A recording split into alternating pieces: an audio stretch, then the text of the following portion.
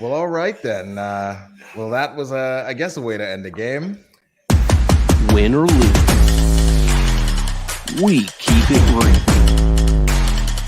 Join Climbing the Pocket for Vikings final score. Skol Vikings!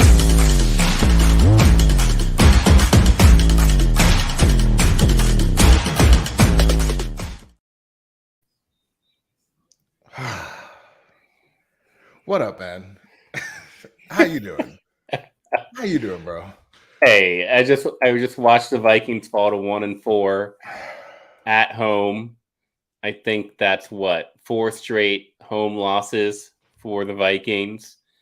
Had fans booing 2 plays into the game as the Vikings fumbled their first play of the game. And then a valiant effort leading into halftime. One of the poorest second halves I've seen from a coaching perspective and quarterback perspective in the NFL. Yeah, it's I don't know, man. Like, to start the game the way we started the game, after all the talk and everything about ball security and the guys who are doing the right things are the ones who are going to play, I don't know, man. I don't know. Like, Kevin O'Connell, I mean, to his credit, is calling some plays. The screen game got going. The offense did most of what we say we want them to do this game. Like, they moved the ball. Credit to Kirk, down, for periods of time there in the fourth, his 2 best weapons. The offense still continued to look good, but like, we just don't make the plays. We don't make the good plays, the smart plays, the right plays at the crucial points of the game. And yeah, TJ Hawkinson again today, drop passes, not coming up clutch. I don't know, man. This was a game I thought we could win. This was an ultimate, like, I started talking to Mac about us potentially being able to win this game too. Until they fumbled that first play of the game. And then it was like, no. Like, all right.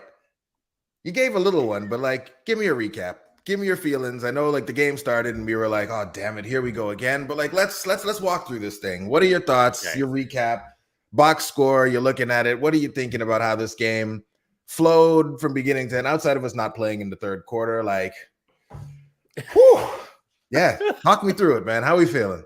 How'd it go in your view?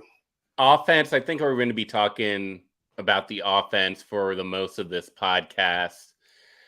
It's not clean. There's no rhythm.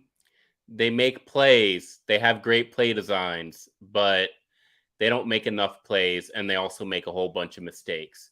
Defense, I thought, amazing to see them compete like that with the Chiefs. That being said, we came into this game knowing you can't blitz Patrick Mahomes. And Brian Flores said, we're blitzing Patrick Mahomes. And I also think that they got away with it. Not great getting third down stops, but if it hadn't been for 2 plays where Cam Bynum almost made that play, but did not make that play, then you could say, hey, they got away with it. And they made some plays, and it was the right decision to blitz. I feel you, Daniel. That's where I'm at right now. That's exactly where I'm at. It's not anywhere. It's not clean enough. And then, of course, Justin Jefferson gets injured there near the end of the game. Turf monster playing an issue. So now every single play, we got to be scared that the Vikings are going to be fumbling. Now we also got to be scared that somebody's going to get hurt. What's going on in Minnesota? That's my recap, is like, where do we go from here? Because that was just, it felt like it was the worst version of the Vikings, and we lost by 7. So let's see what the comments are saying here. So we got Chris saying that, like, the officials, they missed some penalty calls that maybe could have made things go a little bit differently. I guess, Flip, what are your thoughts on the officiating overall in this game towards the end of the game? How you feeling about the officiating? Were you feeling like it was an issue through the game? Do you feel like those missed calls were ultimately the thing that cost it? Like, what are your thoughts on that? I think that my head is just filled with so many frustrating Vikings moments that, yes, there were some frustrating referee moments, but they didn't really stick with me because I'm just so upset with some of the things that happened with the coaching, with some of the things that happened with the time management, with Alex Madison can't hold on to the effing ball on a screen pass with nothing but green in front of him to score a tying touchdown. KJ Osborne, Kirk actually makes a play, actually steps up in the pocket. KJ Osborne catches the ball, great first down, and then he proceeds to run directly into defenders towards the middle of the field rather than out of bounds. It's like small things about what good teams do. We've got a 12-year veteran quarterback who can't prevent his team from getting a delay a game penalty on 4th and 7. And the fact that we have to take that delay game penalty because we've already burned all 3 timeouts. And that second one, like, come on, man. Come on, Kevin. Like, can't remember who said it. Somebody in the comments said, like, don't we have somebody? Yeah, Daniel was like, don't we have somebody who's supposed to help Kevin O'Connell with that? Because that felt like just an emotional moment of frustration where it's like, throwing the flag. But immediately everybody's like, you're not winning that. Like, what are you doing? We need these timeouts. Right. And I don't know, man. Like this game was winnable. This game was winnable. 100%. All we had to do was not fumble the ball on the first play of the game. Like maybe play an ounce of coverage in order to knock down just prayer balls that Pat Mahomes is throwing up to Randy Moss Watson. To Justin Watson. It was there for the taking. Kirk Cousins, 6 yards per attempt. It got to the point where I was sitting there thinking about all the mistakes we were making in this game and tossing timeouts like confetti. And I'm like, why are we only down by 7? And what I actually, the thought that popped into my head, and this is instant reaction show, was we were in that game not because of coaching, not because of quarterback play. We were in that game because our offensive line and our defensive line actually played a good game. Yeah, so let's talk about it. Actually, the performance that we've been looking for all season long. Great pressure from Danielle Hunter. Marcus Davenport making his pressure felt again. The defensive run stop was there today against a very good running team in the Chiefs. On the offensive side of the ball, Kirk had time to throw for the most part. I'm not going to say every drop back was clean, but it was far and away the best game he had in terms of a clean pocket to throw from. And still just doesn't generate the offense. But I am happy with the offense and defensive line this game.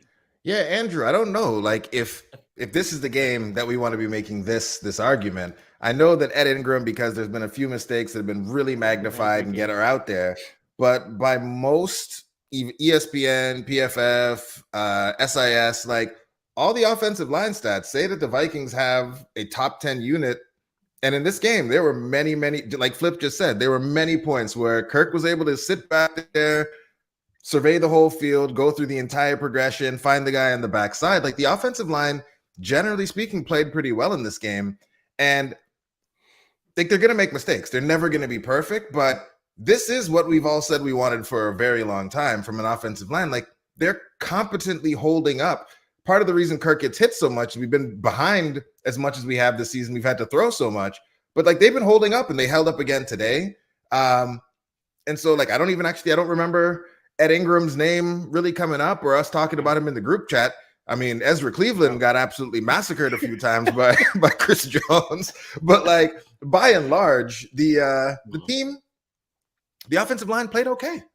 And that's ultimately what we want to see. We just didn't make enough plays. Didn't make enough plays. And there is, I mean, the coaching. Let me start with the defensive coaching. Look, I get it, Flores. You like to blitz. you're going against the best quarterback against the blitz in 2023, let alone his career.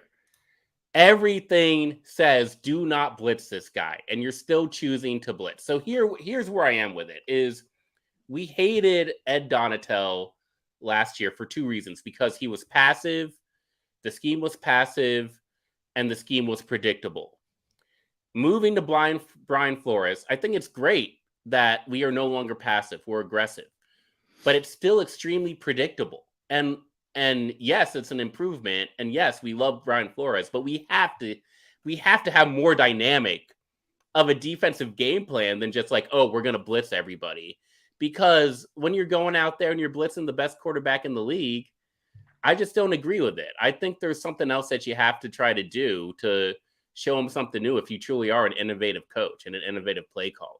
I mean, they got 2 sacks on him, kept him slightly below his season averages in terms of passer rating, yards per attempt, and some of those. So, like, Patrick Mahomes is Patrick Mahomes. He's going to do Patrick Mahomes stuff, but plays. They largely contained him. Like, he didn't go off on us, like, right. I think many of us were afraid of. But yeah, to your point, like, I think Kevin Seifert tweeted at halftime that like the blitz rate that the Vikings had was like the highest of any team against Patrick Mahomes and would be like the highest of the season if they contained it. And like, yeah, like they were just kind of dinking, dunking, just taking what we were giving them. And then occasionally, you know, there was those plays that we would hope at some point that, I mean, I guess we've seen them with Justin Jefferson and others, but we'd want to see the Vikings make more consistently where like they needed a play on third down and somebody made a play on third down, which is, I think, the difference between where we are and what we are as a team and some of these other teams. Like, we can make plays. It's just there's certain points where we just don't make plays at crucial points in time where we need to. And like, yeah, I don't know, man. I don't know. This game was there for the taking, and we blew it again. And that's just super disappointing.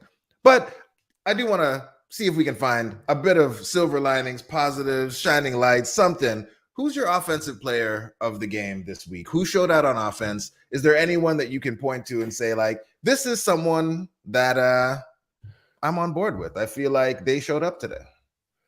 I mean, do we got to give it to like an offensive lineman this week?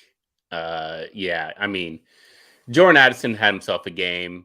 It was great to see that, especially with JJ being a bit dinged up at the end. You know, had that touchdown catch, and he continues to perform. The future, just imagining him and Justin Jefferson next to each other for the next decade is an amazing dream, and I think we should dream that. And I think Addison is proving to be that guy, which is it's an awesome feeling when he catches the ball. All right, yeah. I mean, I think Addison would be the easy pick on this one. Played well. All he seems to do is catch touchdowns, which we will take. And then defensively, who you loving on defense? Yeah, I don't know, man. It's such a weird game. It's such a weird game. I mean, hey, I may give it to like a Byron Murphy, somebody who was quiet. You know, a Caleb Evans flashed a little bit. Jordan Hicks had a little savvy play there that I liked, breaking up that Patrick Mahomes pass. There were like a lot of solid players on defense, and I was pleased with that. But nobody really stuck out for me. I don't know. Who do you think, Jason? Look at this. See, yeah, John is not here for the BS, and I can't say that I'm mad at John. You know, Chiefs were better. Vikings start with the turnover. Had how many drops? KJ, TJ, JJ, Madison, the fumble to start the game. Everybody making mistakes. You can't beat a good team that way. And then Kirk not even getting the Hail Mary into the air. Just a sad synopsis of it all. Throw the ball, Kirk. That was the perfect way for the game to end. Was just like, man, we're not even going to try to throw it up. Let's just take the sack here. You know, preserve our passer rating and keep this thing pushing. And yeah, that was disappointing. Best defender today might have been the turf. You know, like this is the comments are saying. Yeah, and it's crazy because Matt Anderson, you know, we know him, we love him. He tweeted earlier, like, hey, you know, like we need to get this fixed because, you know, what if JJ gets hurt on this turf? And then like, you know, 10 minutes later. So our turf is a problem now. Like, how long has our turf been a problem? Apparently, the NFLPA has had an issue with this type of turf for a while because injury rates, non-contact injury rates on the type of turf the Vikings have is higher than the other turf and on natural grass. And so the team had already planned on replacing the turf because of those issues, but after the season, not so. This is where we're at. They've acknowledged it, said they're going to do something about it, just not right now. Okay. So, yeah. All right. So, like, yeah, it's yeah. Just look at. So Kevin O'Connell, because we got to talk about this. It's time for him to hand off the play calling. It's time. And it's not because he's not a good play caller. It's not because, he doesn't have great play designs. It's because, number one, there's a clear focus on play calling and play design rather than actually executing these plays. And our team, we run these plays, we pick up a bunch of yards, but we're fumbling. We're not catching balls. We can't win contested catches. There has to be more focus on the actual execution rather than Kevin O'Connell just going into the film room Monday night, drawing up plays all Tuesday, and then being like, hey, here's our game plan. It's not working. You got to execute better. You can have simpler plays with better execution and get better offense than what the Minnesota Vikings are producing right now. Number two, the game management, bro. Like, not even close. Not even close to a well-coached game from a game management standpoint. There is a waste of timeouts. There's an inability to call simple plays when you need to spike the clock or run a quick play. We're not getting out of bounds in the 2-minute drill. We're not moving with urgency to get back up to the line in the 2-minute drill. There is so much to clean up there. And we've talked about it, but we have not seen it fixed. We've talked about the fumbling issue. He says, hey, if these guys can't hold on to the ball, then I'm going to replace them with players who will. So Josh Oliver fumbles the first play of the game. Fast forward 2 quarters later, and you're throwing an outside fade route to him in the end zone. How is that showing consequences for fumbling the ball? You're trying to highlight him on a fade route to score a touchdown. He ain't going to catch that ball. He can't even hold on to the ball. He's already shown you that today, 2 hours earlier, and you're trying to throw a fade route to him.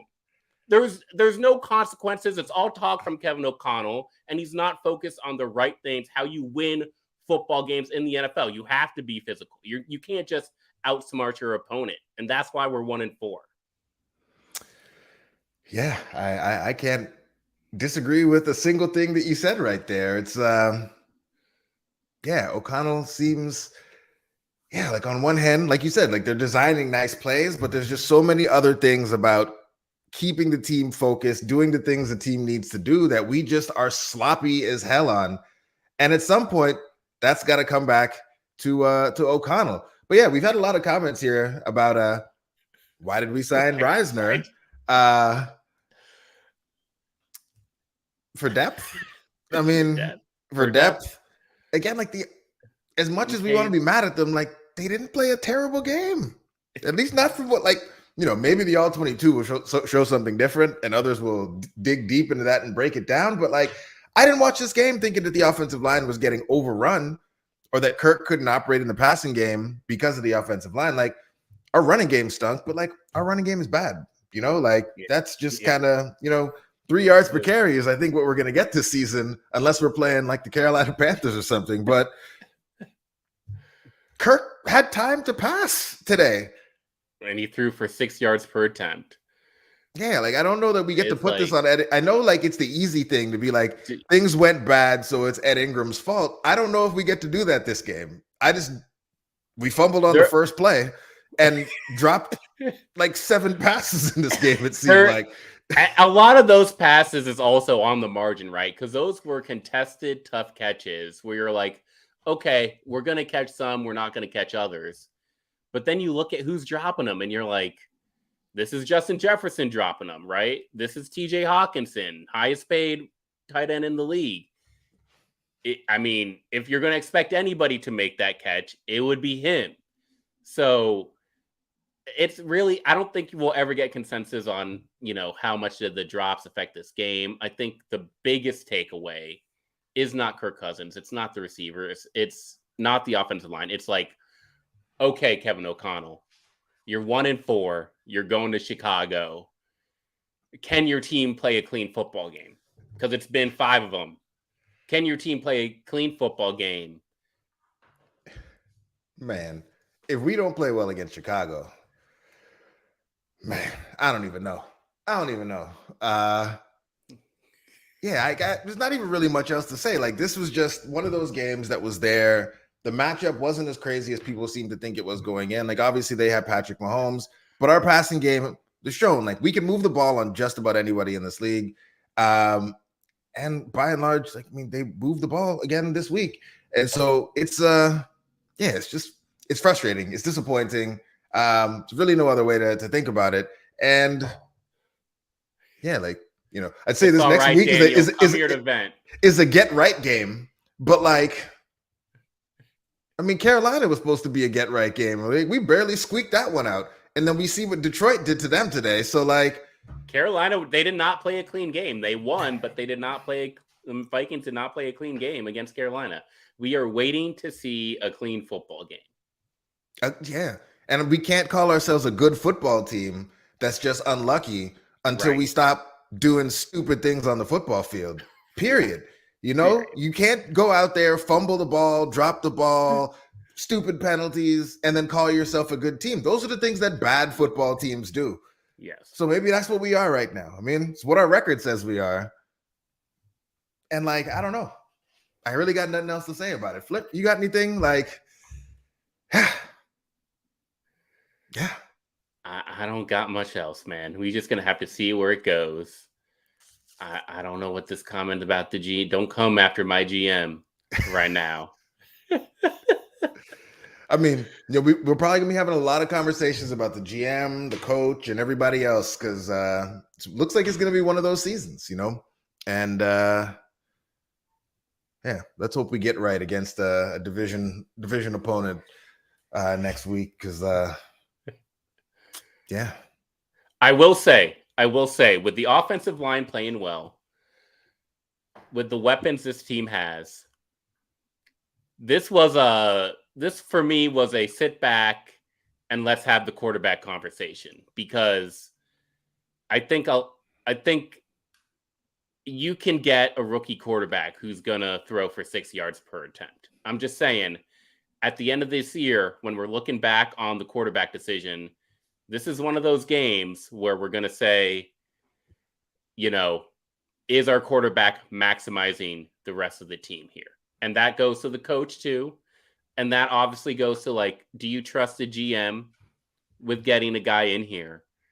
But how do we move forward if we have all these pieces who are here and the quarterback is the one you have to make a decision on? Can you justify bringing Kirk Cousins back for another year if we're going to have all these other problems? That's really what I'm trying to say. It's not just about his play. It's about everything around him.